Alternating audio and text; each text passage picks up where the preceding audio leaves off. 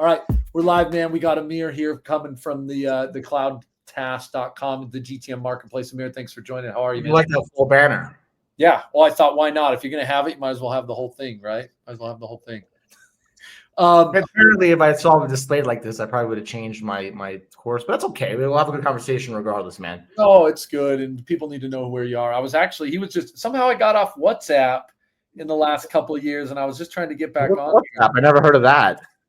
Is that the company that was bought for $26 billion by Meta, the company you worked for like 15 years ago, and it's only grown since then? I know we need to not tell anybody that I was literally working on a project in Brazil for WhatsApp, and I don't have it on my phone anymore. But my kid took my phone. I've got all these excuses. I got the news for you, bro. It's a free app, and you can download it in 10 seconds. All right, man. Anyways, Amir, tell us a little bit about yourself, man. What are you doing over there at our GTM marketplace? Let's hear it. Yeah, my name is Amir Reiter. I'm an American born in New York that spends time in San Francisco as a home base and also spends time in Colombia. I'm a father of a 4-month-old daughter, and I'm a person who's on a mission to help buyers and sellers of GTM, go-to-market, and RevOps services, talent, and people, really focus on helping people understand AI and how that transformation is going to happen, because people are going to have AI technologies, AI agents, talent with AI experiences, and service providers with AI experience. So really just to focus on go-to-market, which is sales, marketing, right? Operations, RevOps, customer success, support, data. It's a big bucket, right? A big focus. And yeah, hopefully building the Amazon of B2B services, people, and tech one day, so that I can, rent out Venice and remarry my wife again. What's wrong with She heard that. It made her smile. Yeah, she's got a smile. Yeah. Around the corner. Colombia, man. Why should we all move there? You love it down there, huh? It's awesome. Has a lot to do. Let's start first. What do you eat every day? Food, right? So the food here doesn't have hormones, and it's 75% cheaper. So right off the bat, if you're into longevity, I'm Gabe's big brother, right? I got some age on him. We decided that he's a full. What is it? 6 months older than me right now. It's a big deal because it just is, right? During those 6 months, I've experienced a lot of the world, and I'm here to teach you, Gabe. So just be patient with me. But dude, I want to hear. Tell me about the So the cost of life is really cost of living is a big deal that people don't want to talk about, right? And the dollar has a 4x multiplier here. So while all the costs in America are becoming just hard, right? I think it's hard to have a traditional family and have a traditional family. It's hard, right? So here I find that I can raise kids and make my life feel safe and secure, which is my job, right? Whether you like to hear it or not. And she's obviously our chief operating officer. She's a lawyer too, so don't worry, guys. I got a boss babe. The people are super nice and super friendly. There's no politics where people want to hurt each other and key your car or something like that because you got Tesla. So there's just none of that. And then there's not everyone's just treated a little bit. There's not that Civil War vibe going on here. If that makes sense. And I really like the cost of living, health. And so if health, cost of living, and nature are a big thing for you, this space is great. I spent a lot of time in San Francisco. I really like the people that are in San Francisco, the intelligence in the technology community, right? And I think every place is a place for everybody, right? So I spend my time between San Fran and here. And I think I've been to the customer's office in New York City, and I might have met you there years ago. But that could be. That was a long time ago, man. I get enough and I travel. It's cool. Yeah, I've never been to Colombia. I did Peru. I did Peru last year, Costa Rica a couple of years ago. Maybe I'll put Colombia on the list. All right. Different. Medellin is kind of like New York City and Tel Aviv. Is it? Okay. Yeah, everyone's outside, good music, hanging out, and then it's there's a city vibe, but it's in the mountains. It's a valley with 5 million people, and it's 5,000 feet in the floor, and it's 8,000 feet in the up. So and the weather stays pretty much from 82 to 65 degrees every day. Wow, yeah. Man. You're making me want to talk more about that than GTM, but we better move over. So, tell me, let's start just what is going on in GTM. I mean, you got the ears and eyes so close to everything that's happening. Obviously, the marketplace, your content. I'm going to get into your content in a minute because your newsletter I signed up for, you hit me with this GTM Engineer thing, and I'm like, what is this? And I want to talk about it. Yeah. We'll dive in there, but start more big picture, man. It's just people, AI, tech, like what? Big picture, companies will be increasing profit margins, net profit margin, operation margins by deploying AI agents and by hiring global talent. We've been seeing it for a long time. All the platform, like Meta's got thousands of workers here in Colombia. So I think there's definitely a big trend for efficiency, and there's definitely a lot of demand for talent that has experience using AI, whether that's ChatGPT, it could be Midjourney, right? It could be Perplexity. It doesn't have to. People get afraid thinking, "Oh my God, to be an AI expert, I have to have a PhD." A PhD in what? All this stuff is brand new, right? So I think just by the people that are getting into Cursor, Lovable, Bolt.new, Manus, they're Clay, right? Clay's a big GTM tool. Make, N8N, right? We're seeing a tremendous amount of demand for N8N, for Make, for Clay, but mostly for service providers that know to use it, whether it's consultants, trainers, or fractional leaders, and then also just reps that have that experience. And I think the companies like Clay, for instance, they go super fast, right? Yeah. They're in our marketplace, but like it's not easy for a company to become a unicorn after 3 years, but also create a talent pool that knows Clay. And that's kind of what we're doing, where somebody can come to our marketplace. Shout out to Mauricio. I'll give you that link so you can see his profile. He's a really awesome dude out of Mexico. Mauricio Solano. I'm going to give him a drop. So when they sign up, they can mark that they have experience with Clay or Make, and they can write in their title, GTM expert with N8N Clay Make, right? So we're almost kind of like the fish that follow the sharks, that with all this demand create, showing people, hey, like here are the people that actually use these tools, because some of these tools are complicated, some are easy, right? Like I wanted to use Superhuman.ai to screen my emails because I spend so much time on emails, right? And 99% of my emails I get are sellers.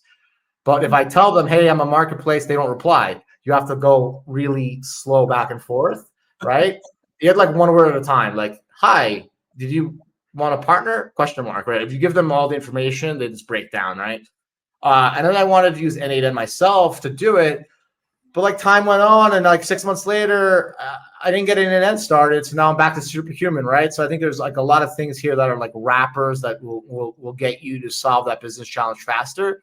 And then for the people that really want to dive deep, there's the N8N and there's more advanced stuff. But this really existed in the past, right? If you look about the last 20 years, I'm like, who was the Larry Ellisons, right? Like the guys who engineered, the engineers are the billionaires, right? And everybody, thought you had to take computer science, which you did. So I think the big transformation now is that it's nothing new. It's just that you instead of having one guy out of every 100,000 be like this crazy engineer that built a SQL database that turned into Oracle, now you're like, well, we're all can be engineers, right? So I think the big change now is that it's like the innovation and technology now has more broadly accepted. So like instead of only 1% of the population knowing how to code React or Cold Fusion or C+, now you're like 50% of the population can do this kind of stuff, right? But it's not, to me, it doesn't feel really new. So I think a lot of the principles will stay the same. And I think, we're going to see a lot of history repeat itself just at a faster cycle. So instead of taking 20 years, it might take 5 years to get what 20 years was the internet age. And that's my prediction. Okay. Follow up for you, man. I like the overview. Just that one point you were kind of saying, this is like buy versus build. Everybody now, more tools are allowing people to become more builders themselves or engineers. I loved your comment. Actually, I have a buddy who did like a master's in AI and 15 years ago, and he's like, dude, I don't even know what I'm doing anymore. This AI is all different. So even if you don't have a master's in AI, I think we all are starting from scratch. Yeah. But what do you think, man? What's your prediction on this? You think more like, there's guys like me who, to your point, I jumped into Make N8N and I'm like, I don't want to do this actually. I built a couple flows and stuff like that, but I'm just like, I just want to buy it. Somebody who built it, like I want to buy a finished product of flow. And then you got a lot of people, to your point, jumping into Lovable, building websites, stuff like that. Where do you think that is? It just be kind of a 50-50 split? You're always going to have people who want to buy, you won't always have people who build, or you're like, no, man, the future is builders. No, I think it's future. I think there'll be agents that build for you, right? So no, absolutely not. I think it's only going to get easier and faster and cheaper. And I think you're going to be able to prompt and say, I want you to build me an N8N engine that does exactly what this is, and it will do that. So I think building is prompting, right? So I wrote an article being like, you're only as smart as the questions you ask. So I think the real skills that people need to, instead of asking, is the earth flat, right? Which people are still asking. Shout out to Danny Agudelo, my teammate. I think you need to learn to ask questions about what you want to build, right? So I think the big difference before is like people who were smart were the people who they went to the library and they picked up a book this thick about C+. Shout out to my brother Amir Reiter, who's a CTO, right? And those are the books I saw on his shelves, right? So now it's instead of going to the library reading the book, you can get the information so much faster, right? So I think people should be focusing mostly on the skill set of asking really good questions. Yeah. So do you think, you wrote this newsletter about GTM Engineer. It kind of sparked a conversation in my head. I wanted to reach out and talk about this transformation we're going through. I wanted to Henry from ZoomInfo, because I mentioned some other data providers, and he was like, "Woof, it's going to be tough with all that incorrect data." And I replied back, like, "Henry, I sell ZoomInfo. I just don't have a POC at your company. Nobody would talk to me. You know what I mean?" So dude, I'm surprised. That guy is active, man. He's active on LinkedIn. I'm going to get on the podcast soon, and once he empowers me, I can go after some big unicorn deals with him, right? I can't be selling, smaller deals to the enterprise, right? So Henry, you got to empower me, man. But yeah, it was Henry. Listening, man. Hook a guy up here. I had a buddy who was a RevOps leader, and he's like, man, I don't know if I want to become a GTM engineer because it feels too engineering. It feels like, I'm going to have to get all technical. What would you say to somebody like that?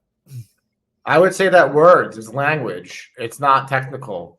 It's like the whole UX is changing. It's not like coding. It's like, I want this to do this and that, build it for me. So the writing is on the wall that no one's going back to coding. We had to tighten up our development team because we're bootstrapped, right? And we just need to do more with less. But we ended up releasing 2 developers just due to financial constraints. And then I gave our CTO, Daniel Amata, the power to purchase Cursor, the $200 plan. And he was like, Amir, this $200 plan is actually better than the 2 developers we had, right? And so if coding is getting so good where we're at, just picture 6 months from now, 12 months from now, 18 months from now. So I think it's always going to come back down to language, right? Okay. And think about back in Greece philosophy, what were they doing? They were sitting down at the Acropolis and just talking about life. You know what I mean? So we're back to that, where I think it's just conversation. Now you're going to be sitting around the Acropolis. You're going to be saying things, and things are going to be built around you. Probably. I want you to build me this vending machine. And it will do that, though, right? I think that's next phase. So then, do we need a future with GTM engineers then, or is that you see that role then kind of dying out? Because man, if no, I don't. They'll just move up the ladder to GTM to prompt masters. What do you want to call them, right? No, we need them. They'll just keep moving up their skill set. Interesting. So what is a GTM engineer right now? What is that doing? Because people are like RevOps. Dude, great question. It is an engineer, right, that focuses on go-to-market functions and uses technology to do it faster, cheaper, and more efficient. Yeah. What it is. Is that, then how's that different than RevOps, It's not different than RevOps. RevOps is a subcategory underneath it. It go-to-market. So RevOps is a department, in our marketplace, we have go-to-market, and that is sales, operation, RevOps, success, support. So RevOps is just a category under go-to-market's umbrella, right? And RevOps would probably be focused on things like automated workflows. When someone signs up to your website, you identify someone who doesn't sign up, you send them a sequence. So it's really all the operations that touch revenue and success. Could be support too, if you have a really good company that knows how to drive business out of support, right? Okay. So that's how I see it. But these definitions are up for grab, right? No, look, I think this is what people are wondering. Every company needed GTM. Why do you need this? Does every company need one, or why do I need it? If lowering your operational expense and increasing your net profit is something that's important to you, you should look into it, right? If you're running a non-for-profit that has to spend all of its money after it pays yourself $800K, then don't get GTM experts, right? Yeah. So I think rising costs of customer acquisition, rising costs of employment in the States, rising cost of all that thing is forcing people to automate more and higher globally so that they can fight these costs. Because what else can you do, right? you can raise your price. And how's that going to work out for you, right? So you have two choices. You raise your price, and then they go to your competition, right? Or you keep your costs the same and increase your margins by increasing efficiency. And this is where there's only so many options you can do, right? When it really comes down to it. You hear the lightning outside? This has been the first time that like we got hit by a big one. Man, I had the whole floor in my office. Yeah, Amir's like dealing with it. You get water? Are you getting water still or no? No, but the mountains.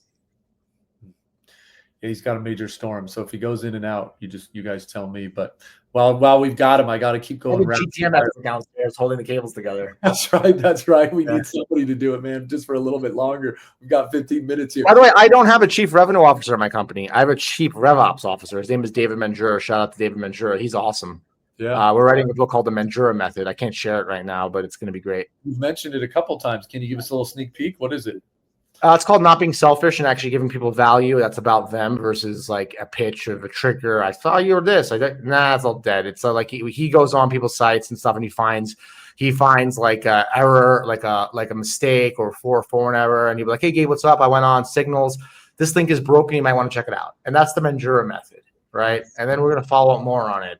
And people are too selfish to scale it, though, right? You have to be really selfless, like David Manjura, to really be a true practitioner of the Manjura method. And we're going to be giving out black belts to those who want to sign up to the course that we haven't made yet. But we move fast with AI these days. I could prompt the course right now if you want. I'm surprised you don't have a course on becoming a GTM engineer. You should have that already, probably. I'll do it tomorrow. Sounds like a good morning. Manjura method is what you're going with. Manjura method. Yeah. Okay. I like it. Manjura. Mengura. We'll get you in on the Manjura method. Manjura method. Okay. Yeah. It's give to get, right? It's kind of like you got to give first to get back. I even get. It's like just give. He doesn't even ask anything. He literally just gives. And then they come and say, I appreciate you. Like there's no CTA at the end of it. It's like, just thought you'd find value in this. Yeah. Value. I love it, man. Yeah. Well, shout out to Dave, man. Go get him. I'm waiting for the course. 190. What are you going to charge? $497. I'll pay $497. $297. We'll give you some free GTM credits and tokens. No, I love it, man. Again, your guys' content's awesome. What do you think? You just said he's the chief RevOps. So is that a new trend? Do you think RevOps is, CROs are kind of the old CROs dead, and we're going to kind of see a little bit of a change here? I'm not going to say the CRO is dead, but I would state for a guy who owns a Home Depot for RevOps, they don't even talk to me. They turn into like CFOs. I don't know, man. Like you guys are very hard to talk to, Gabe. So dead or alive, I have no idea. It just turned into like a CFO kind of position, I think, where it's like more of a budget spending kind of thing, and let's see the results of what we spent. Can you tell me what is your prediction of CROs? Oh, bro, you want to start down that, man? Look, I think it depends on the size of company. That's one thing. It's hard to say it's one size fits all, but I think the modern startup, I don't know if it's going to be RevOps, but this idea of like splitting up marketing and sales and having like 15 leaders, it's ridiculous, dude. So, yeah, I mean, you have to have someone who owns like at least lead to close. I could talk. We only just have a revenue department. There's no sales. There's no marketing. There's just revenue. Yeah, man. I just think that's caused so many problems, so many unneeded fights. It reminds me of a two-politician party where you got a country divided in half versus just it sounds like Americans. I don't know. Am I supposed to comment on that, man? It's not a political thing. It's just more of like when you divide two tribes, you get war. It is true. Right? It's true. So yeah, that's my take, is that you're going to see emerge at least a single leader, what it'll be called, but it'll just someone who owns revenue, because the tools, the systems, you can't right now, one hand doesn't know what the other hand's doing, and it's caused so many problems in SaaS companies, startup companies for the last 100 years that it's got to end. And so my prediction is, yeah, CRO dies. There's something that kind of combines them. What it'll be called, who knows? But that'd be my quick version. So, do you like it? You don't like that? I offended you. I like it. I just think that it'll be like an agent, right? And then everybody's going to be like, in my company, I basically sent an email to everybody, and I said, you're going to use AI. This was a year ago. I said, you're either going to use AI every day, or you're going to resign. And I'm also taking 99% of my people and putting them customer facing. I'm going to be like, you're going to be a chief people officer, and you're going to host roundtables, and you're going to build relationships, or I'm going to get an agent. So my choice was to take the 12 people I have, make them real leaders, make them build real human relationships so we can let the agents do the work. Am I right or wrong? I don't know, but that's the strategy I'm doing. Man, that's where it's at. Go one step deeper. I mean, this agentic AI agents, kind of conversation. Where is it winning? Where is it not winning right now? Where do you see it? It's so publicly traded companies are winning like everything else. They're the ones using AI and winning. I had a company come to us. I'm not going to say their name. They're a publicly traded company in the data space. They hired a company called SpringDB with John Kustoros. John's an awesome dude. He used to run Ringlead before it was bought by ZoomInfo. He knows the game really well. He's a very good guy from hyperscalers. You need help with hyperscalers, talk to John Kustoros. But that company hired him to do AI calling. It booked 15 meetings per month, but I listened to the calls and they were like, yeah, I've been watching your blog for 8 years. It helped me get my start. Sure, I'll save 80% on AWS, and it was taking the meeting. So I think that the more brand you have, right, the more AI you can use, right? If a company is desperate to get a business loan and you can do an AI B2B call saying, hey, we give businesses loans, they might respond to that, right? So it has a lot to do with pain point and need, and it won't work for every company, but I think AI is going to do a lot better job. Obviously, it's support first, then customer success, and then sales later on. But sales also, like if you're a startup and you have no brand, you don't spend money on webinars, good luck with that, right? It'll ruin your brand, right? So for publicly traded companies that have a huge brand, AI can scale and work because you already invested millions of dollars. I'm like, think about HubSpot, right? People have been going to inbound for years. It's a community, right? So like HubSpot calls you with something, you're gonna probably listen to it. But if Mike's new CRM does, you're probably gonna get insulted, right? So I think you just have to look in the mirror being like, how much did I spend in marketing? Do I have blogs? Do I have communities? Yes, try AI. No, earn the right.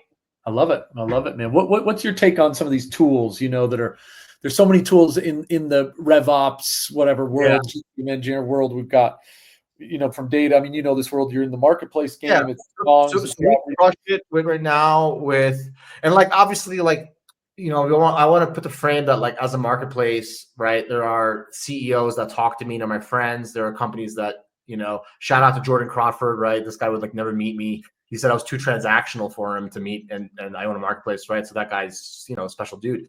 But the guys who talk to me and give me their tools, I end up learning them more. So like I chose DataBar over Clay because I have like a one-on-one conversation with David Abiab, their CEO, and I'm able to get better support and it's more enterprise.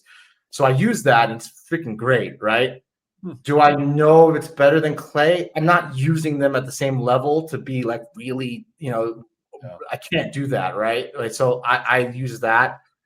Shout out to Jeremy Schiff from SalesBot, right? Shout out to Ample Market. These are great partners of ours. Like because I can use their tools and because I have the communications, I'm able to do more with less with them, right? Yep.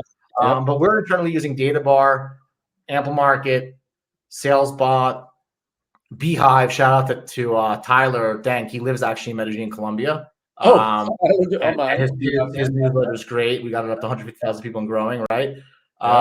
So it's like I end up using the tools that have the most support and most customer success and proactive versus reactive success. So I think a lot of companies struggle. Like I get a lot of messages from people that are like, hey man, I've been using Smart Lead or this or that or Instantly. And like, I want to find something else because like I can't get support, right?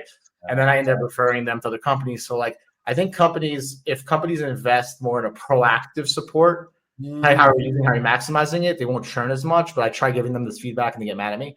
I even sent them screenshots. Like literally, I was in a community of GTM leaders and I sent a screenshot of a Smart Lead client being like, hey, I might switch because of support. And I sent it in the group and the CEO was there thinking that they would like it, thinking that like this insights into what your clients are saying was valuable. They ended up yelling at me and like deleting the message and like taking it. I'm like, that's this guys, if you're listening and you use CloudTask.com, you see a bug, you see a problem, you call me out on it. I would love that. That's the only way I'm going to get better, right? So I gravitate towards technologies that I can speak with CEOs and that I can use, right? Like I was going to work a relationship with Warmly.ai. I thought the guy was great. The guy wouldn't even speak to me. And the guy does like 6 million in revenue after 8 years with 60 employees. Like I do 7 million in revenue and I own 100% of the company. And like, I don't sell Warmly and I don't, cause like I know what his customers are going to experience. Oh man, dude, this is great, man. He's a straight shooter, man. I'm glad we crossed paths here. Like, it's my job to be, because the people who are the nicest will gaslight you, will churn you and take your money, right? Yeah. And then go after the next prey, right? And the people who are honest, they're the guys who will try to stop you from losing money. And unfortunately, honesty is not rewarded. Yeah. You know what I mean? So I talked to this guy, Christian Tech, and he told me that I had a duty to call out bad actors. And I told him once I'm at 200 million ARR, I will, because I don't want to get canceled. So I got to wait, for time. But it's a balancing act, and I think people are I love the call out concept, because man, I don't know, we all wish we were at 200 million, but there's just not a lot of heavyweights out there. I mean, you mentioned one name there, it's 5-6 million. It's like, look, I don't know if anybody's too big to talk to right now, because we're all trying to kind of figure this out. So it's going to be a race. They raised 17 million and they hired a candidate through my marketplace. And the first time I ever talked to this guy Keegan on email, he goes, "Your price is too expensive." And I'm like, "But you don't pay anything. We keep it from the seller." They wanted to take him off the marketplace, which was $2,500. He was trying to negotiate 50% off my rate while I'm selling his product, while I'm investing money in content. And then I dig deeper and I talk to other people, and other people are saying the same thing, and they don't realize they're burning their network, trying to save $1,500 after raising $17 million, right? Yeah. So people need to take care of their partners. They need to take care of their community, and they need to be nice, including me, right? No, man, you're the guy who gets called straight shots, right? No, but I've also, like I said before, like, you got to earn the right to be honest, right? And you got to earn the respect to be honest. And I think there's a certain cliff where, like, if you're not there yet, you'll get destroyed. But if you're there yet, you'll get built up, right? Love it, dude. I think it's needed, because man, there's a lot of talk, there's a lot of vaporware. It's hard to kind of sit through the storm right now. So it's nice to have someone that's honest.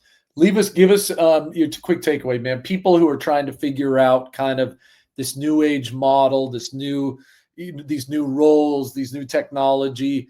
What's your kind of leave behind statement you'd leave with the audience here, man?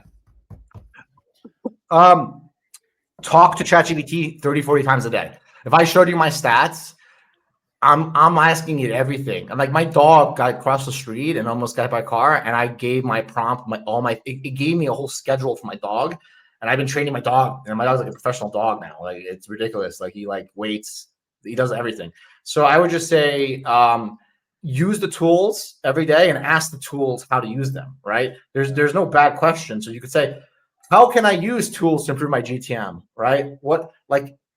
Ask it to help you do everything. And that's kind of what I've been experiencing. And then I would say, buy from companies that have communities where you could talk to the founders, because once these companies raise Series A and once they burn money, they got to burn and churn until the Series B. And you got to identify that, because they're gonna use you to get to the B. They have no choice. My clients, so my investors. If I don't hit my goals, I lose. My 10% goes to 5%. You got to look at who they are. Dude, I love that advice, man. That's super powerful, man. Got to get A to B, and you're going to step over some people to do it. Amir, when are we talking next, man? We got to once we get signals listed on our marketplace, we're going to get you to do what we call the software seller series, and we're going to talk about you and how you help GTM. All right, bro. Okay, let's do it, man. I'm going to hit you up right after this, man. It's awesome to have an honest conversation. I appreciate it. For the audience, have a great day. We're out of here. Adios. Thank you, dude. Yeah.